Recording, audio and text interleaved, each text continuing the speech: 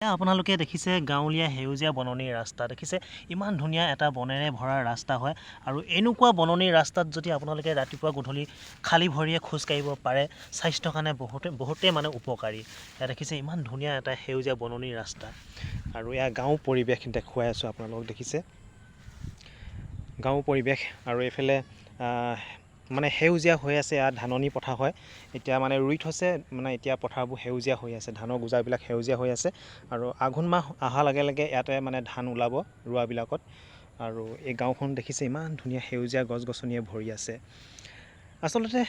গাঁৱলীয়া এনেকুৱা পৰিৱেশত থাকি খুবেই ভাল লাগে লগৰীয়াৰ লগত হাঁহি ধেমালি কৰি যেতিয়া বিহু আহে সকলোৰে লগত ফূৰ্তি কৰি ভাল লাগে সকলোৱে একতাৰে মানে হাঁহি ধেমালি কৰা হয় ফূৰ্তি কৰা হয় আৰু এইখিনি গাঁও পৰিৱেশত বেছি ভাল লাগে।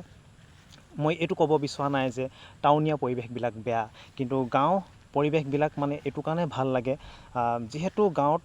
আপোনাৰ শব্দ প্ৰদূষণটো বহুতেই কম হয়। টাউনত ওলাই যোৱাৰ লগে লগে বহুতেই শব্দ প্ৰদূষণ হয় মানে ইফালে গাড়ী মাত সিফালে কিবা কিবি মানে বাজি থাকে তো শান্তি বোলা বস্তুটো সিমান পোৱা নাযায় কিন্তু গাঁৱত অহাৰ লগে লগে যিকোনো এজন ব্যক্তিয়ে তাৰমানে আকৰ্ষিত হৈ যায় গাঁৱত থাকিবৰ কাৰণে বিচাৰে অলপ সময় বা শান্তি বিচাৰে আৰু গাঁৱত আহি সকলোৱে ভাল পায়